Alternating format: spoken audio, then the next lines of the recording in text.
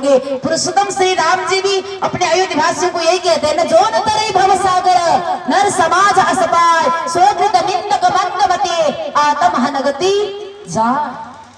जो सारे 7 समानों को पाकर संसार रूपी दुखाले को पार करने का सदयुक्ति नहीं सीखता है, वह मानव क्या होता है, मरने के बाद कहते हैं प्रेत योनि को प्राप्त कर लेता। और संसार में सबसे दुख यदि है किसी योनि में है तो वो प्रेत की योनि में है।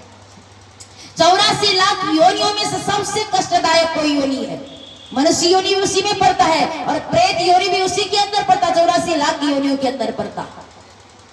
कहा उसी अंदर पड़ता, पर सबसे कष्टदायक कोई योनि है तो वो प्रेत का योनि है। अब संसार के दीवाने बन के रहोगे, भगवान का भजन नहीं करोगे तो हमारे संत महापुरुष कहते दीवाने मन भजन बिना दुख पैया, पहला जन्म भूत के पैया 7 जन्म पछतैया, दीवाने मन भजन बिना दुख पैया। आप 50 वर्ष की उम्र में मर गए तो 50 350 वर्ष आपको प्रेत योनि में भटकना पड़ेगा। अब प्रेत का वास कहाँ होता है? ऐसा सुनसान जगह में, ऐसे नदियों के घाट में जहां लोगों का आना जाना नहीं होता है। पर बोलिए कैसे उद्धार होगी? यदि आप प्रेत योनि से छुटकारा पाना चाहते हो तो उस जगह लोग आपके पूर्वज लोग को उद्धार पाना करवाना चाहते हैं तो वहां ले जाकर के संत महापुरुषों को रख करके सत्संग कराओ, ध्यान अभ्यास कराओ, फिर प्रभु की कृपा होगी, आप प्रेत योनि से छूट सकते। पर ऐसा नहीं हुआ तब क्या करोगे?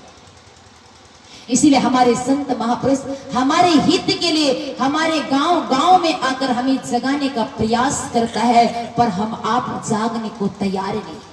हमें जगाना चाहता है और हम आपसे क्या कहते हैं? हम आपसे कहते हैं जागो, ये जागने की बारी है। जागो रे जिन जागे नाब जागन की है बारी, क्या सोबे नानकाब जग में पाव पसा। बोले ये जागने की बारी है, जागो, नहीं जागोगे तो फिर ऐसा अवसर नहीं मिलेगा। इसलिए मानुष जन्म अनमोल रे, माटी में मत घोल रे, अब जो मिला है फिर न मिलेगा। कभी नहीं कभी नहीं कभी नहीं रे, तू सत्संग में आया कर, गीत प्रभु का गाया कर, शाम सवेरे बैठ के बंदे ध्यान प्रभु परमात्मा का लगाया कर। नहीं लगता कुछ मोल रे, माटी में मत घोल रे, अब जो मिला है फिर न मिलेगा। कभी नहीं कभी नहीं कभी नहीं रे। जो हम आपसे बिछुड़ के चले गए उनसे कभी भेंट हुआ है मनिहारी घाट पर कि हुआ है? नहीं। जो हम आपसे बिछुड़ के चले गए उनसे भेंट नहीं हुआ। हम भी चले जाएंगे, हम आपसे भी किसी को भेंट नहीं होगा। इसीलिए हमारे संत महापुरुष कहते हैं संसार के लोगों, इस संसार में आए हो तो धन के पीछे ही केवल मत बन करके मत रहो, आसक्त मत रहो। अरे धन अपने जगह में ठीक है, पर आप थोड़ा सा वक्त निकालकर भगवान का भजन भी तो कर लिया करो, क्योंकि जिंदगी जब तक रहेगी फुर्सत न होगी काम से। कुछ समय ऐसा निकालो, प्रेम कर लो श्री राम से। जब तक जिंदगी है तब तक काम लगा रहेगा। अरे काम को विराम दो, भगवान का भजन करो। पर लोग क्या कहते हैं हमें फुर्सत ही नहीं तो भगवान का भजन कैसे करें? भैया आपका लाख काम रहता है, जब आपको भूख लगता है सारे कामों को छोड़ के आप भोजन करते हो। लाख काम रहता है, शरीर जब गंदा हो जाता है सारे कामों को छोड़कर आप स्नान करते हो।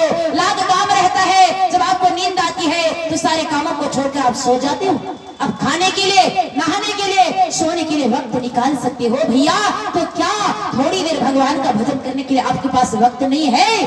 पर आप उसको टार मटोर करने में लगे हो। और आज से नहीं, अब सदियों से कर रहे हो, क्योंकि ताला टोली में भी नहीं रहता, एक नहीं युग बहुतों बीता, जब खबर नहीं पल का तो भरोसा क्या कल का। भैया जब पल भर का ठिकाना नहीं है तो कल के भरोसे समय को टार मटोर मत किया करो।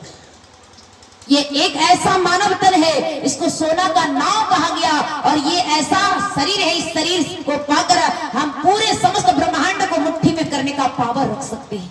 हम आपके पास परमात्मा ने वो शक्ति प्रदान किया, पर उस शक्ति को हम आप भक्ति किए बगैर बर्बाद करने में लगे हुए हैं। एक समय की बात है, एक बार एक हाथी पर एक मोहतिया बैठकर अंकुश लगा रहा था।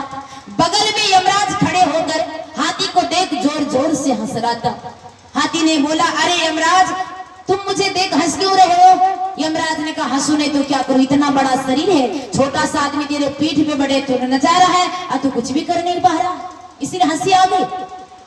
हाथी ने कहा, अच्छा मेरे पीठ में आदमी बैठ के मुझे नचारा